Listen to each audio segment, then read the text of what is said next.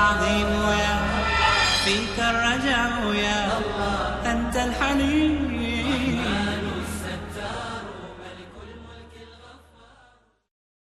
السلام علیکم ورحمۃ اللہ وبرکاتہ. الحمد للہ رب العالمین والصلاة والسلام علی رسولہ الکریم وعلی آلہ وصحبہ اجمعین ومن تبعہ باحسان الی یوم الدین. اما بعد.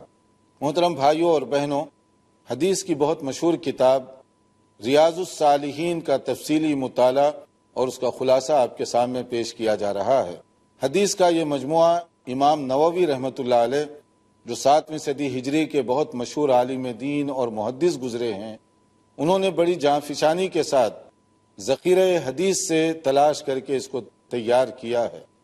اور ان کا طریقہ یہ ہے کہ ہر باب، ہر چیپٹر کے ساتھ قرآن کریم کی مختلف آیات جو موضوع سے متعلق ہوں اور احادیث نقل کرتے ہیں، کیونکہ قرآن و حدیث ہی ایک ایسا ذریعہ ہے جس سے ہم اپنی زندگیوں کو بنا اور سنوار سکتے ہیں، اپنے اعمال کو مضبوط کر سکتے ہیں، اپنے عقیدے کو درست کر سکتے ہیں، نفس کا تزکیہ کر سکتے ہیں. لہٰذا کوشش کرنی چاہیے کہ ہم قرآن و سنت سے دوستی کرنے والے بنیں، محبت کرنے والے بنیں، اس پر عمل کرنے والے بنیں. اور وہ گھرانہ جہاں قرآن و سنت کی روشنی ہو وہ منور ہوگا، روشن ہوگا. ہمیں کوشش کرنی چاہیے کہ حدیث کو پڑھیں، سمجھیں، تاکہ اس کے مطابق زندگی بسر کر سکیں. رسول اکرم صلی اللہ علیہ وسلم نے زندگی گزارنے کے ہمیں جو آداب بتائے، جو طریقہ بتایا، وہ دنیا کی بھی سعادت اور آخرت کی نجات کا بھی ذریعہ ہے. نبی کریم صلی اللہ علیہ وسلم نہایت مشفق و مہربان تھے اپنی امت پر. آپ نے کوئی چیز چھپا کر نہیں رکھی.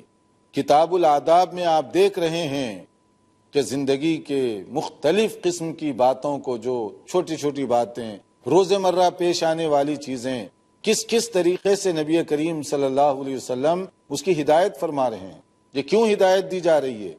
یہ صرف انفارمیشن کے طور پر ہے کہ معلومات کا ذخیرہ جمع کر لیا جائے؟ نہیں، یہ عمل کرنے کے لیے کہ کھانا کیسے چاہیے، بیٹھنا کیسے چاہیے، لیٹنا کیسے چاہیے، بڑے مسائل سے لے کر چھوٹے مسائل تک کامیابی کے لیے اسی طرح زندگی ضروری ہے گزارنی. ورنہ بعض لوگ تقسیم کر رکھے ہیں کہ یہ چھوٹی باتیں، ہم اس میں نہیں جاتے، تو پھر کہاں جاتے ہیں؟ بڑی باتوں پر جاتے ہیں. گویا ہمیں چھت سے عمارت بنانی ہے، پہلے چھت تعمیر کریں گے پھر عمارت بنے گی ہماری. نہیں، یہ طریقہ درست نہیں ہے. نبی کریم صلی اللہ علیہ وسلم صرف انفارمیشن کے طور پر یہ باتیں نہیں بتا رہے ہیں، بلکہ یہ باتیں بتا رہے ہیں تاکہ ہم اس پر عمل کر کے اپنی زندگی اور اپنی آخرت دونوں کو سنوار سکیں، دونوں کو بنا سکیں. اس میں ہم گزشتہ بتا رہے تھے سفر کے آداب. اس میں بہت ساری چیزیں بتا دی گئی ہیں کہ نبی کریم صلی اللہ علیہ وسلم نے جائز ضروری مقصد کے لیے، چاہے وہ بزنس کے لیے ہو، چاہے وہ کاروبار کے لیے ہو، یا چاہے علم حاصل کرنے کے لیے سفر کی اجازت دی ہے. اچھے مقصد کے لیے آپ سفر کر سکتے ہیں. اور خاص طور پر صحابہ کرام رضوان اللہ علیہ مجمعین علم حاصل کرنے کے لیے سفر کیا کرتے تھے. نبی کریم صلی اللہ علیہ وسلم کی خدمت میں حاضر ہوتے، کچھ دن رہتے، دین کی باتیں سیکھتے، پھر اس کے بعد روانہ ہو جاتے. پھر دوسرا قافلہ آتا، پھر وہ سیکھتا. اسی طرح یہ سلسلہ چلتا رہتا تھا. سارے صحابہ مدینہ منورہ کے رہنے والے نہیں تھے. عرب کے مختلف علاقوں میں ان کے گھر تھے. وہ ضرورت کے مطابق آتے، رہتے، سیکھتے، پھر آگے چلتے رہتے. اسی طرح نبی صلی اللہ علیہ وسلم بھی اپنے خصوصی صحابہ کو خاص ٹریننگ دینے کے بعد مختلف علاقوں میں روانہ فرمایا تاکہ وہاں وہ معلم کا کام کریں، دین کی باتیں ان کو سکھا سکیں. نبی کریم صلی اللہ علیہ وسلم کے صحابہ ایک دوسرے کی وزٹ بھی دل حاصل کرنے کے لیے کیا کرتے تھے، اور یہی تابعین کا بھی طریقہ رہا. پھر اس کے بعد محدثین کا تو پوچھنا کیا ہے. آپ دیکھیں کہاں امام بخاری کی جگہ، کہاں امام مسلم کا وطن، کہاں امام ابو داؤد کا، لیکن کس طریقے سے وہ لوگ سفر کر کے کبھی شام پہنچ رہے ہیں، کبھی عراق پہنچ رہے ہیں، کبھی یمن پہنچ رہے ہیں، کبھی حجاز پہنچ رہے ہیں. کیوں؟ تاکہ دین کا علم حاصل کریں اور وہ علم کی روشنی دوسروں تک منتقل کریں. جو آداب بتائے گئے سفر کے لیے، وہ کہ کوئی آدمی سفر پر جا رہا ہو تو جیسے ہمارا طریقہ ہوتا ہے، آج کل فیشن سمجھ لیتے ہیں لوگ، کہ عام طور پہ عام طور پہ یہی کہا جاتا ہے، بابائے کہا جاتا ہے، کہ اس کے بعد کوئی اور جملہ کہہ دیا جاتا ہے لیکن دیکھیے نبی صلی اللہ علیہ وسلم کی رخصت کرنے کا انداز، اس میں بھی دعا ہے. بالکل اسی طرح جیسے آپ کسی کو دیکھ کر ہائی ہیلو کرتے ہیں، کیا اس میں ثواب ملا آپ کو؟ کیا اس کا معنی ملا؟ لیکن اس کے بجائے السلام علیکم کہیں گے، دعا ہے. آپ اپنے بھائی کو دعا دے رہے ہیں سلامتی کی، وہ وعلیکم السلام کہہ رہا ہے، آپ کو وہ جواب میں دعا دے رہا ہے. کتنی فرق کی بات ہے کہ اسلامی سلام میں دعا ہے اور دوسرے جو ہیں اس کے اندر کوئی دعا نہیں ہے. اور اسی طرح جدائی کا جو مسئلہ ہے رخصت کرنے کا، اس میں بھی یہی طریقہ ہے.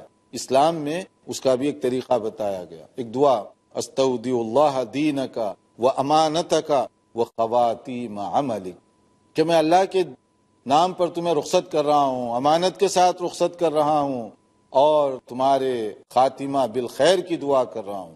کیونکہ کب کیا ہونے والا ہے کوئی نہیں جانتا. آپ سفر پہ جا رہے ہیں تو تمہارے خاتمہ بالخیر کی میں دعا کرتا ہوں کہ اللہ تعالیٰ جو ہے تمہیں خاتمہ اچھا نصیب فرمائے. کیونکہ جیسے حدیث میں کہا گیا انما الاعمال بالخواتیم، کہ انسان جو عمل کرتا ہے خاتمہ فائنل جو عمل ہوگا اسی کے مطابق وہاں فیصلہ کیا جائے گا. ایک آدمی نماز پڑھتا رہا، مرنے سے پہلے چھوڑ دیا تو وہ بے نمازی ہوگا وہاں پر، کیونکہ آخری جو تھا عمل اس کا بے نمازی. اور اس کے مقابلے میں اگر کوئی آدمی بے نمازی تھا لیکن موت سے پہلے اللہ نے توفیق دی، توبہ کر کے وہ نمازی بن گیا، تو اس کو کیا ہوگا؟ نمازیوں میں شمار کیا جائے گا. اس لیے سفر پر رخصت کرتے ہوئے یہ دعا. اسی طرح ایک اور ادب بتایا گیا، گھر سے بھی آپ نکل رہے ہوں سلام کر کے نکلیں. تو سلام کر کے نکلنے میں اللہ تعالیٰ کی طرف سے حفظ و امان میں آپ آ جائیں گے. اور اگر کوئی آدمی دعا پڑھ کر گھر سے باہر قدم نکالے، بسم اللہ توکلت علی اللہ، کہ اللہ کے نام سے اور اللہ ہی پر بھروسہ اور توکل کر کے میں قدم باہر نکال رہا ہوں، اللہ تعالیٰ کی طرف سے اس کی پروٹیکشن ہوگی، وہ اللہ کی حفاظت میں آئے گا. اور ایک مرتبہ ایک صحابی آئے اور انہوں نے نبی صلی اللہ علیہ وسلم سے گزارش کی کہ میں سفر پر جا رہا ہوں تو آپ مجھے کوئی نصیحت کیجئے. تو صحابہ کا انداز دیکھیے. تو نبی کریم صلی اللہ علیہ وسلم نے کیا فرمایا؟ زودک اللہ التقوی، کہ اللہ تعالیٰ تمہارے تقوی میں اضافہ کرے، تمہیں تقوی کی دولت سے مالا مال کرے. ایسی پیاری دعا آپ نے دی. تو یہ دعا سنتے ہی ان کو خواہش ہوئی، زدنی، اے اللہ کے نبی صلی اللہ علیہ وسلم کچھ اور بھی فرما دیجیے، کیونکہ آپ جو دعا کر رہے ہیں. تو آپ نے فرمایا وغفر ذنبک، اللہ تمہارے گناہوں کو معاف کرے. اور بھی بڑھیا بات ہوگی، اور بھی اونچی بات ہوگی. تو انہوں نے یہ سنتے ہی کہا زدنی، نبی صلی اللہ علیہ وسلم سے تھوڑا اور، کچھ اور بتائیے. تو نبی صلی اللہ علیہ وسلم نے فرمایا وَيَسَّرَ لَكَ الْخَيْرَ حَيْثُ مَا كُنْتَ، اللہ تعالیٰ تمہارے لیے آسانی اور سہولت پہنچائے، آسانی پیدا کرے، جہاں بھی تم جاؤ خیر کے ساتھ رہو. یہ ہے رخصت کرنے کے انداز، رخصت کرنے کا طریقہ. نبی صلی اللہ علیہ وسلم اس طرح کیا کرتے تھے. پھر اس کے بعد سفر کے آداب میں بھی یہ بات خیال رکھنا چاہیے کہ آدمی دوران سفر نمازوں کو ضائع نہ کرے. دوران سفر اگر موقع ملا تو دین کی بات کرتا رہے. دوران سفر میں آدمی ذکر و اذکار کو معمول بنائے رکھے. یہ نہ ہو کہ آپ سفر پر جا رہے ہیں، اللہ کو بھول گئے، نماز سے غفلت کر رہے ہیں، ذکر و اذکار تک نہیں کرتے. حالانکہ وہاں پر آپ کو ذکر و اذکار بھی کرنا چاہیے، دعا بھی کرنا چاہیے. اور اگر اس صورت میں اگر آدمی حالت سفر میں دعا کرے گا تو اس کی دعا کی قبولیت کا زیادہ امکان ہوتا ہے. تو اسے کوشش کرنی چاہیے کہ وہ دعا بھی کرتا رہے، اپنے لیے بھی، اہل و عیال کے لیے، دوست احباب کے لیے. اور اگر گروپ کی شکل میں جا رہے ہیں تو ایک آدمی کو اپنا امیر بنا لیجئے، کیونکہ مسلمان جماعت بغیر امیر کے نہیں رہتی. تو حتیٰ کہ سفر پر بھی جائیں، حالانکہ سفر ہو سکتا 2 دن کا ہو، 4 دن کا ہو، ٹیمپرری مدت ہوتی ہے، مگر اس میں بھی ایک آدمی کو آپ امیر بنا لیں تاکہ اس کے ذریعے سے خیر و برکت آ سکے، ایک ڈسپلین قائم رہ سکے، آپس میں پیار و محبت رہ سکے. اور ایک اسی طرح کی بات ہے کہ سفر میں جب آدمی جائے تو اس کے اندر اپنے رفقائے سفر کا خاص طور پر خیال رکھے. اسی لیے حضرت عمر رضی اللہ عنہ نے ایک بڑی وزنی بات بتائی تھی. ایک آدمی کسی کی بڑی تعریف کر رہا تھا تو حضرت عمر نے اس سے 3 سوال کیے یہ تعریف سن کر. انہوں نے کہا تم نے اس کے ساتھ کوئی معاملہ کیا ہے، یعنی لین دین، قرض وغیرہ کوئی؟ اس نے کہا کہ نہیں کیا. پھر پوچھا کہ اس کے پڑوس میں تم تھے کبھی؟ اس نے کہا کہ نہیں، ایسا بھی موقع نہیں ملا. کہا کہ تم نے سفر کیا ہے اس کے ساتھ؟ نہیں.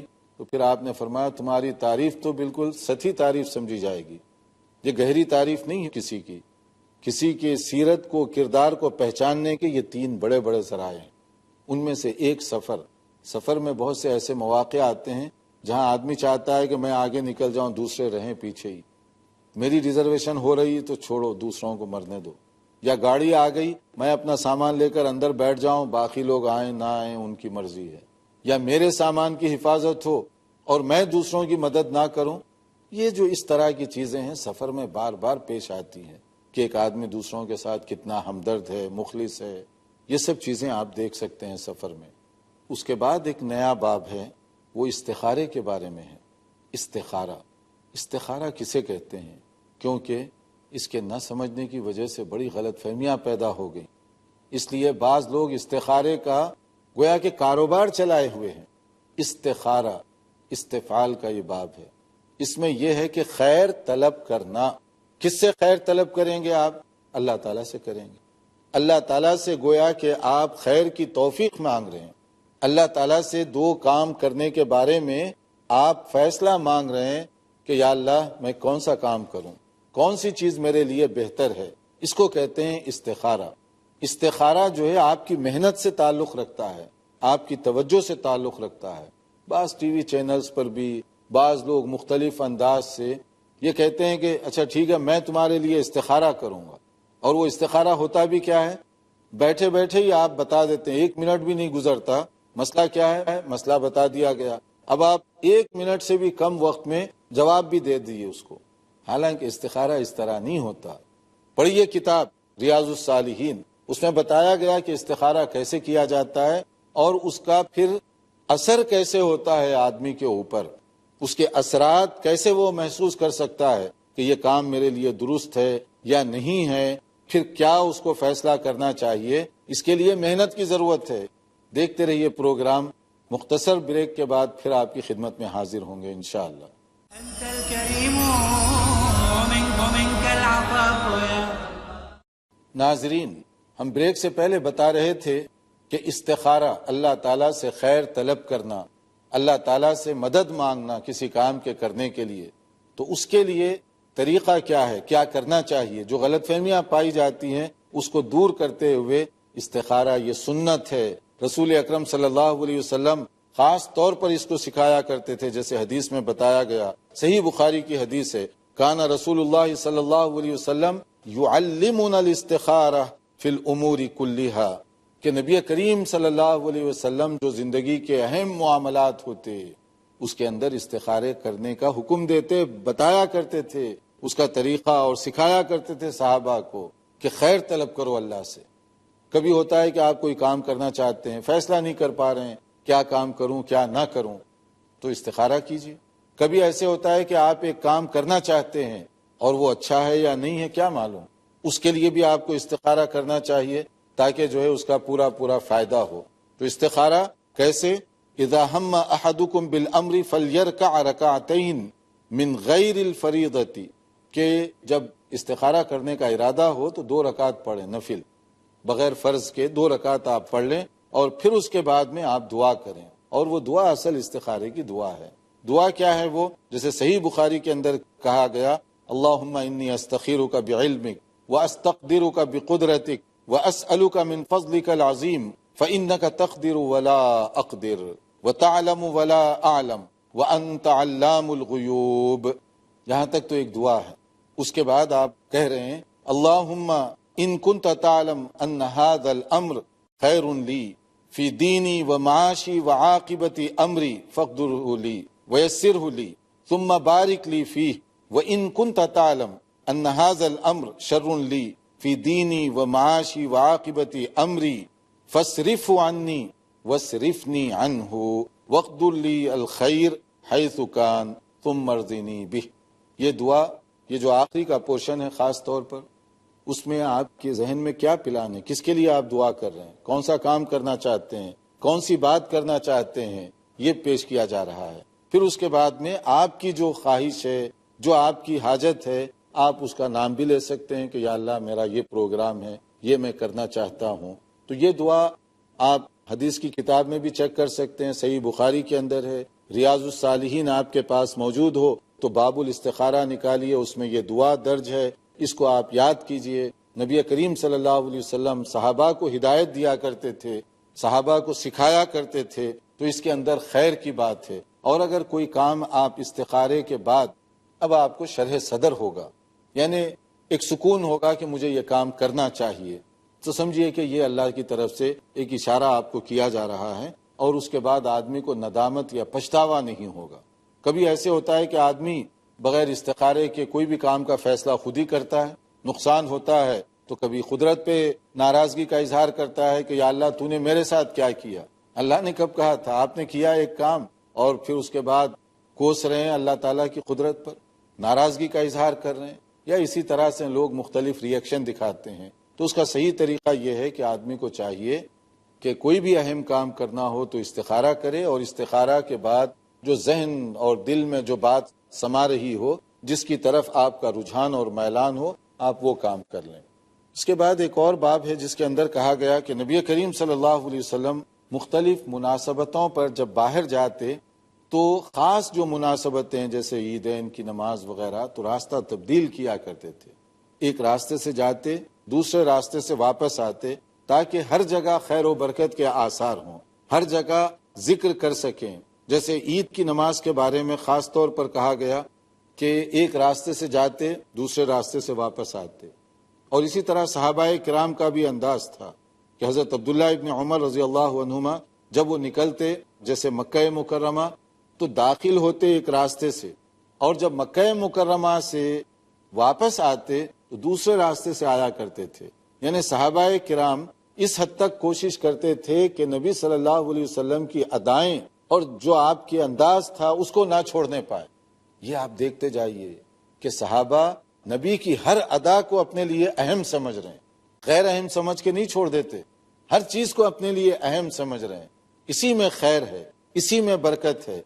صحابہ کرام رضوان اللہ علیہ مجمعین چلنے پھرنے، کھانے پینے، اٹھنے بیٹھنے میں معلوم کرتے تھے کہ نبی کا طریقہ کیا ہے، نبی کی پسند کیا ہے، نبی کی ادا کیا ہے، اور اس کی برکت کیا ہوئی؟ جو بڑی بڑی طاقتیں تھیں، سپر پاور طاقتیں تھیں اس دور کی، اس کو نیچے لائے وہ لوگ۔ اور اگر یہ جذبہ نہ ہو، ہم باتیں ہی کرتے رہ جائیں گے، اپنے گھر کی بھی حفاظت نہیں کر سکتے۔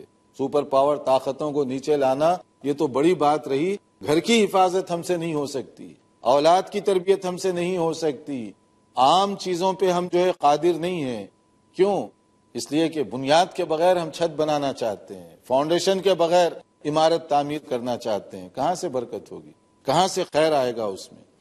اس میں ایک اور باب ہے استحباب تقدیم الیمین، کہ دائیں ہاتھ سے، رائٹ ہینڈ سے کھانے پینے اور جو اچھے کام ہیں اس سے کرنے کی ہدایت دی گئی، کہ نبی کریم صلی اللہ علیہ وسلم عموماً اپنا جو رائٹ ہینڈ ہے اس کو زیادہ استعمال فرمایا کرتے تھے، اور جو بایاں ہاتھ ہے لیفٹ ہینڈ، اس سے صفائی وغیرہ کے عام طور پہ کام لیا کرتے تھے۔